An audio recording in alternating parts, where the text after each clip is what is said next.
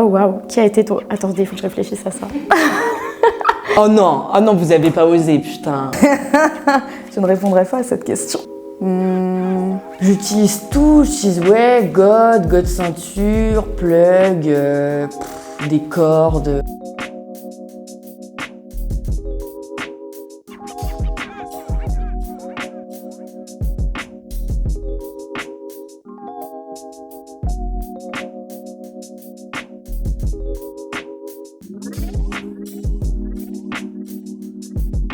Ok. Comment on reconnaît une lesbienne? Oh waouh. Bah déjà à son style, à son attitude, parce que généralement, genre, une lesbienne, genre, elle reconnaît les autres lesbiennes. Enfin, il y a un truc grave abstrait, genre, il y a comme une attraction. Moi, je trouve que ça se voit, comme ça se ressent. Bah, il y a grave des clichés. Moi, je trouve les bagues, par exemple, au pouce, c'est grave un cliché, alors que, enfin, c'est pas que les lesbiennes qui les mettent. Les docks, c'est grave un cliché, je trouve. Après, c'est vrai que les lesbiennes, en général, elles ont des docks. Ah, la boucle d'oreille, on croit. Les bagues. Ouais, c'est surtout une vibe en vrai. Je sais pas, c'est dans la démarche, dans la façon de se mouvoir, de parler. Je pense pas que ça se voit sur le visage d'une personne ou quoi. Après, bon, il y a des signes qui loupent pas, je pense, style les bagues à tous les doigts. Des fois, il y a un échange, un peu une conversation un peu non-verbale, un échange de regards. Toi aussi, t'es ok, on se sait. Au final, c'est plus un feeling qu'une reconnaissance physique. J'ai le guédard éclaté et genre quand une nana me drague, des fois je capte pas. S'il y a pas un panneau écrit lesbienne ou veux-tu coucher avec moi, je comprends pas quoi. En Corée, si vous regardez une femme avec colorful hair, elle est lesbienne. C'est tout. Mon guédard, il y a des jours ça va bien marcher, d'autres jours où ça va moins fonctionner. Je vais me dire, bon, ok, je suis passée à côté de peut-être 3-4 lesbiennes dans la rue, mais je m'en suis pas rendu compte quoi. Alors moi déjà mon guédard est un peu pourri, mais je dirais comment on reconnaît une lesbienne. Moi du coup quand j'essaye de les deviner, je dirais un petit style. En général voilà, on a une vibe et tout, petite boucle d'oreille, petit tatouage et tout. Une fois je me suis dit bon, vu que personne me prend assez pour une lesbienne, je vais mettre une bague au pouce et puis ça va marcher et tu parles. C'est un peu le combat de ma vie. À chaque fois qu'on me pose une question, enfin que je drague des meufs, on me dit mais toi t'es pas hétéro. C'est insupportable. Donc comment on reconnaît une lesbienne? Bah essayer de les reconnaître mieux en fait. Voilà. Bon, ensuite, est-ce que c'est vrai que les lesbiennes emménagent vite ensemble? Bah pour ma part, avec ma propre expérience, oui. Parce que j'ai eu 2 grandes relations et j'ai toujours habité avec elles grave rapidement. On avait pris l'excuse du confinement, mais genre on avait juste envie d'habiter ensemble quoi. Et finalement, bah ça s'est grave bien passé parce qu'on est restés 3 ans ensemble. Elles font tout trop vite, elles s'aiment trop vite, elles veulent trop être ensemble, C'est trop une lesbienne, je trouve vraiment, c'est très... Et c'est vrai, oui. J'ai beaucoup de potes, elles restent tout le temps ensemble, elles se connaissent depuis une semaine, ça y est, elles veulent vivre leur vie ensemble. Donc je trouve que c'est assez vrai, oui.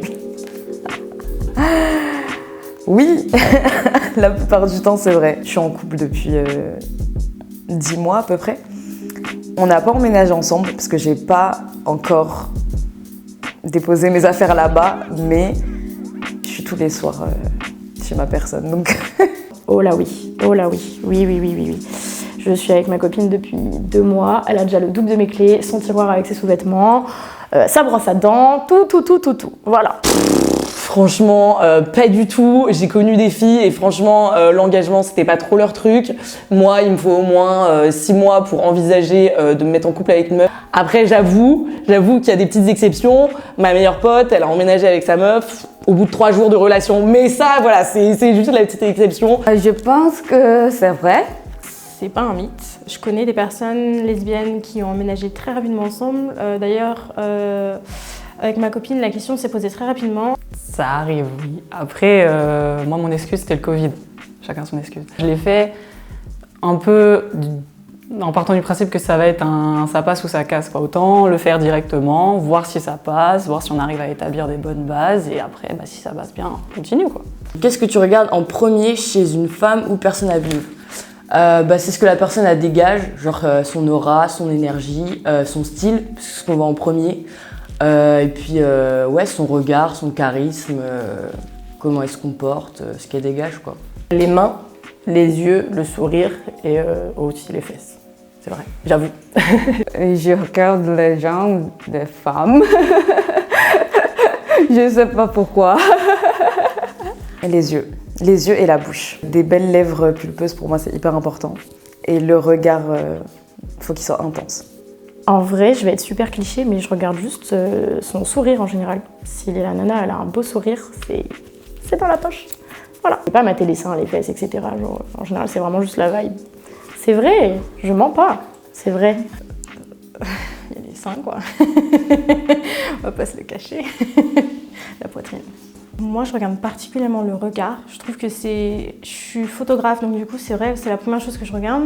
Et j'arrive à capter en fait les émotions par le biais du regard. Quand j'ai rencontré ma copine, c'est vrai que c'est ses yeux que je regarde en premier. Et je me suis dit, waouh. Honnêtement, moi, c'est les dents. Franchement, dentition parfaite, blanche, sinon c'est rédhibitoire. Ce qui est un peu bizarre, je sais pas, les gens ils vont être excités par les seins, les fesses ou quoi. Moi, c'est un peu plus bizarrement les épaules. Genre le derrière des épaules, comment elle est bâtie, genre vraiment dans le derrière, quoi. Voilà, ça n'a aucun sens. Ça va être les yeux, le regard et le sourire. Comment on fait sa première fois? Je pense que ça vient surtout avec la confiance, le fait de se sentir en confiance avec la personne, déjà de se sentir prête toutes les deux. Comme on veut, en vrai. Faut juste se sentir à l'aise, être en confiance avec la personne. Et voilà, après c'est comme on le sent. Je dirais qu'il faut le faire dans la communication, vraiment, ça c'est super important. Quand on le sent, on y va quoi. Si le partenaire il est ok, s'il y a la confiance entre les deux, on se lance quoi. Ma première fois, franchement, c'est super bien passé. En plus, j'étais assez limite étonnée parce que tout le monde dit que la première fois, genre, c'est pas ouf, genre, c'est toujours mieux les autres fois. Et moi, franchement, genre, ça s'était super bien passé, genre, en mode, c'était grave cool. Donc, j'en garde un grave bon souvenir, genre. Ben, perso, j'ai fait ma première fois genre très tard et à la fois du coup il y a pas longtemps. Et en fait, je pense qu'il faut pas trop se mettre la pression, ça se fait un peu tout seul généralement. Enfin, en tout cas pour ma part et du peu que j'en ai aussi entendu de mes copines. Le faire quand on a vraiment envie, pas se forcer à le faire pour la société ou par la pression des copines, etc., etc. Juste, il faut être sûr que les deux soient consentantes, que les deux en aient envie. Et dans un choix éclairé, genre éviter de faire ça en soirée avec 4 grammes, c'est mieux. On l'a fait quand on a envie de la faire, on l'a fait quand on est en confiance et il ne faut pas du tout se mettre la pression et il n'y a pas de date limite, il n'y a pas de timing, juste on l'a fait quand on a envie de la faire. Non mais MDR. Comment on fait sa première fois avec une fille? Je sais qu'il y a beaucoup de filles qui peuvent être stressées, en mode je sais pas comment faire et tout. Honnêtement, je pense qu'il faut peut-être connaître un peu son corps, savoir ce qu'on aime avant, à la limite se préparer. Ce qui est cool, c'est que quand même on a des similitudes anatomiques entre filles, donc on peut se douter ce qui est un peu plus agréable. C'est instinctif en fait. Et chacun aime des choses différentes et il faut écouter son partenaire surtout. Pour ou contre Pour ou contre l'amitié avec son ex? Alors, plutôt pour, si y a une bonne entente, s'il n'y a pas d'ambiguïté qui pourrait causer des problèmes, notamment avec le nouveau couple. Je ne suis pas amie avec mes ex, mais c'est parce que j'ai pas trouvé d'atome crochu pour qu'on reste amis forcément, mais ça aurait pu. Moi, je vois pas d'inconvénient. Je pense que quand les deux c'est clair, c'est clair. Je suis jamais restée amie avec mes ex parce que ça s'est jamais fini en bon terme. C'est toujours la guérilla quoi. Donc c'était toujours à base de blocage et c'était ciao quoi. Donc je suis jamais restée amie avec mes ex. J'ai envie de dire on est lesbiennes donc on est toutes potes avec nos ex. Ça dépend. Si ça s'est terminé en mauvais termes et que l'autre elle est encore in love de nous, bof. Complètement pour. Moi, là, mon ex, mon premier amour, je suis juste meilleure amie avec elle. Donc voilà. J'ai des amis qui sont été mes ex.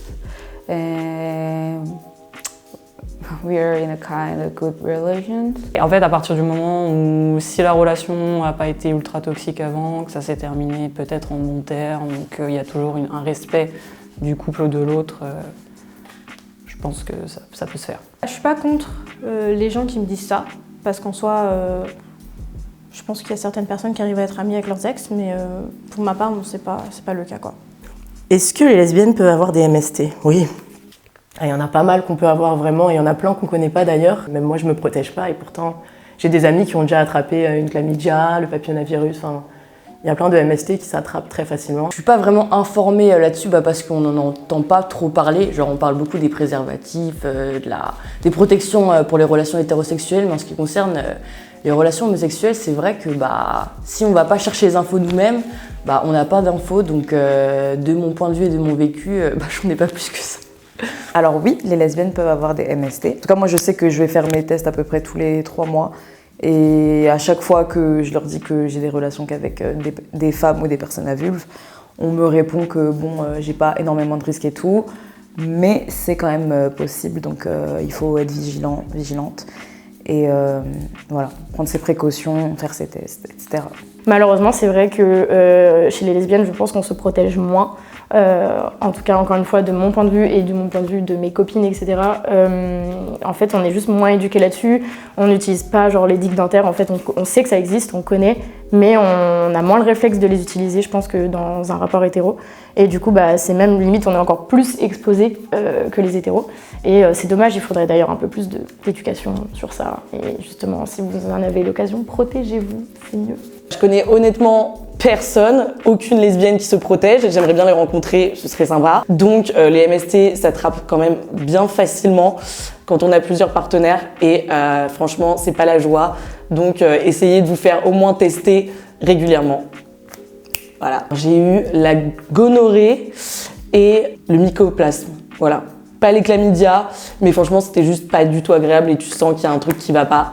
Et surtout, l'abstention. Pendant au moins 1 mois.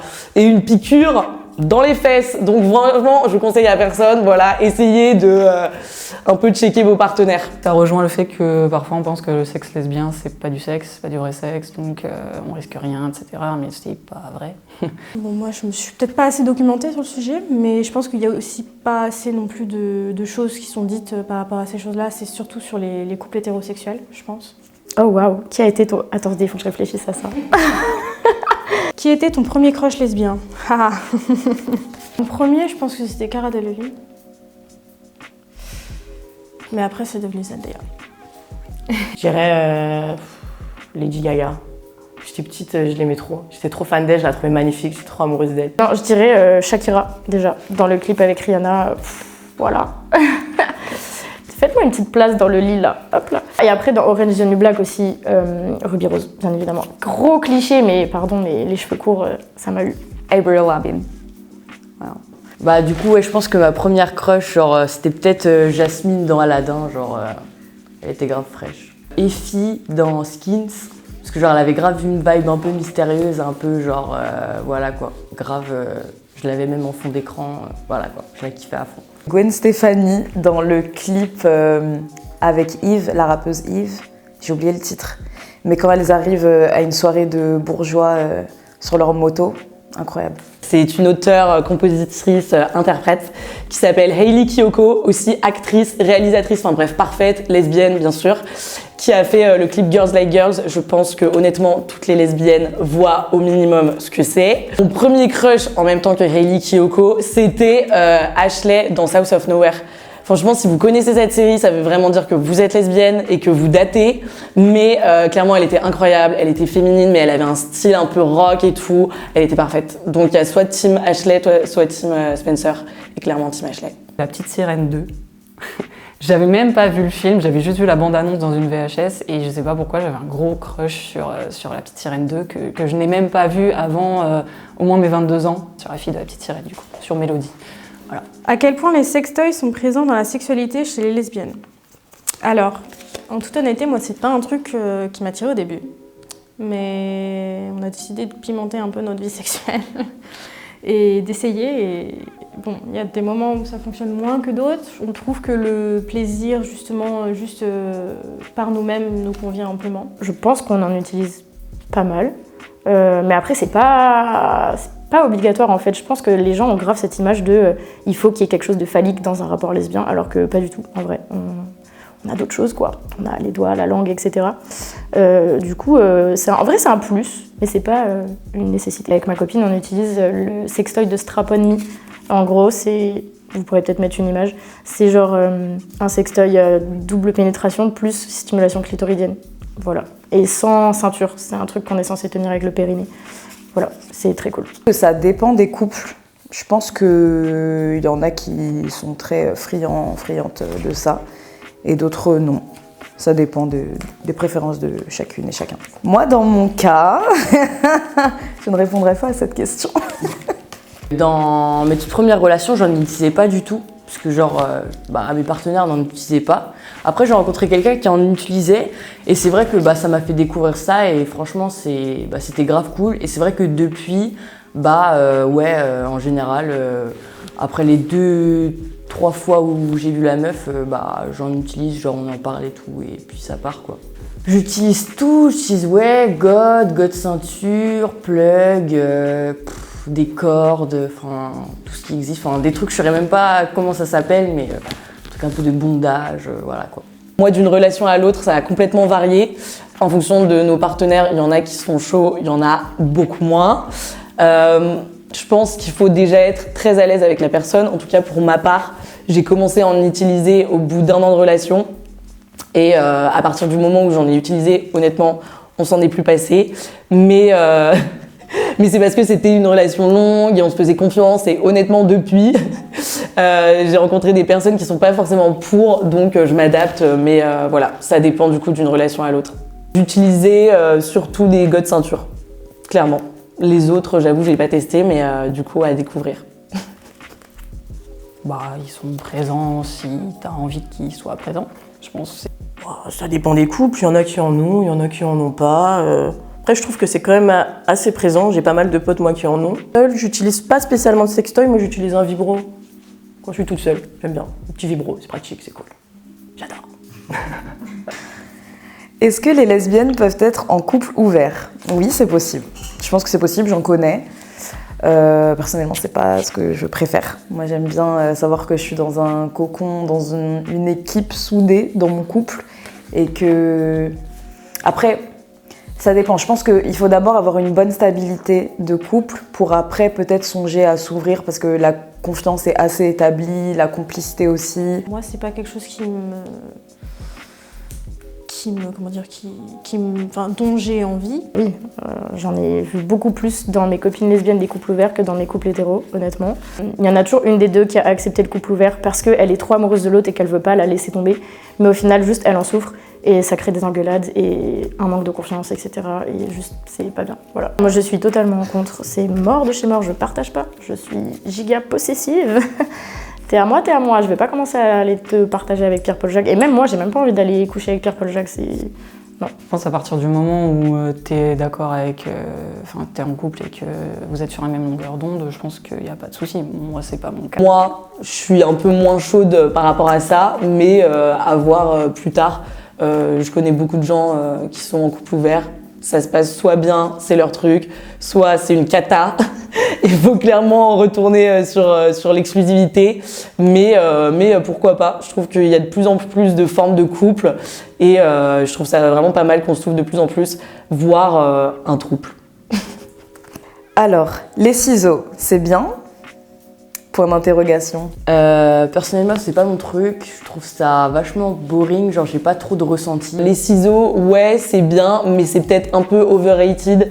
Je pense que c'est surcoté et moi, ça fait partie de peut-être 1% de ma sexualité avec mes partenaires. Donc, c'est clairement pas le truc principal qu'on pourrait croire chez les lesbiennes. En tout cas, pas pour moi. C'est un mythe. C'est vraiment un mythe. Non, en vrai, dites-nous si vous y arrivez, dites-nous vos conseils, parce que non. On a essayé, mais je pense que c'était pas bien. Moi, j'aime pas. Moi, personnellement, j'aime pas. Ça me fait pas grand-chose. J'ai testé dans toutes les positions possibles. C'est pas mon truc, mais je sais qu'il y en a qui aiment. Il y en a pas beaucoup, mais il y en a qui peuvent aimer. Je vais être honnête, on n'y arrive pas. Faut qu'on continue et qu'on essaye. On va persévérer. Je trouve que les gens associent surtout les lesbiennes aux ciseaux et faut arrêter quoi. Il n'y a pas que ça. On pose toujours la question des ciseaux. C'est ça, plus les sextoys, c'est toujours le starter pack de la lesbienne pour beaucoup de personnes. Déjà, le temps de se placer, vas-y, tu mets je sais pas combien de temps à te placer, après ça marche pas, bref. Ça, non, ça tue. Si on parle de ciseaux, vrais ciseaux, ça veut dire avoir les têtes du bout à l'autre et voilà, enfin vous savez comment ça se passe. Mais du coup, je trouve qu'il y a moins cette proximité, on se voit de loin et moi, du coup, je kiffe moins et les personnes aussi que j'ai fréquentées kiffaient moins après avoir pour les prochaines. Après, peut-être que, je sais pas, je fais pas de la bonne manière ou quoi, mais ça rentre pas dans ma routine sexuelle, quoi. C'est pas trop un truc que je vais faire, que je vais pratiquer. Je n'ai rien à ajouter. Les ciseaux, c'est bien. Bon, les go, ça dit quoi sur le ciseau? Bah ouais. C'est un mythe. Moi, hein. c'est pas trop mon truc quand même. Hein. Moi non plus, mais ça dépend des gens. Il y a des- Après, ça dépend ce que vous considérez ciseaux. Ouais, Parce qu'il y a parce des que- gens qui se disent que c'est forcément Ouais. comme ça, les têtes Ah non, mais bêches le, comme ça, là. le ciseau ou non. pour moi, c'est quand il y a les deux, ils se. Bah ouais, c'est ça, ouais, mais ça se frotte là en bas, quoi. Un ciseau, c'est pas Vraiment, le forcément un ciseau, c'est emboîtement, vraiment pour quoi. que ça s'emboîte, Ouais, genre. ça peut être juste Ouais, frotté et c'est ça. tout. Ouais, mais dans ce cas, on n'appelle pas ça des Ouais, ciseaux. moi, pour moi, Bah, du on coup, appelle c'est ça bien des ou pas ciseaux. Bah si, c'est en soi toujours à peu près le même délire, quoi. Enfin, les jambes écartées. Ouais, mais Enfin, en- ciseaux, c'est C'est- les jambes non, comme ça pas- et les têtes Et des tu deux mets 10 autres minutes côtés. à te placer. Non, c'est Ouais, pas, de pas ouf, comme de dans ouf. la vie d'adulte. On fait tous des ciseaux, ciseaux. comme vous les appelez, mais juste Mais- pas les têtes de l'autre côté. Non, comme moi, ça. même je fais Ah pas oui, en tu général fais le aussi. frottement, j'aime pas trop ça, mais. Ok. Ouais, moi, c'est même pas trop mon délire, hein, mais. Ouais. Genre, chacun son truc. C'est- quoi. Ouais, voilà, c'est Ouais. tout. Je suis pas trop souple et tout, donc. Ah. Mais voilà, Ouais, faut être souple un peu, genre c'est une position. Bah, ou alors, à ce moment-là, c'est Non, il y en a une, elle doit être un peu plus souple que l'autre, c'est vrai. Là-bas, enfin, Voilà. vraiment, ça me... Elle a Toi, t'as pas besoin d'être proximité. souple, hein. Je trouve qu'il y a... Si l'autre il y a- elle est souple, ça va. Il n'y a pas Ok. une proximité. Bon, je laisse faire, alors. Je trouve que c'est un Ouais, truc où voilà. t'as pas de proximité avec la personne. Ouais, En ouais, fait, non, vous c'est vous vrai, touchez c'est vrai. juste, bah, vos vues. Mais si, tu elles peux se te rapprocher touchent, comme je mais te- sinon, le reste, vraiment, Mais t'es comme comme je te as, dis, quoi.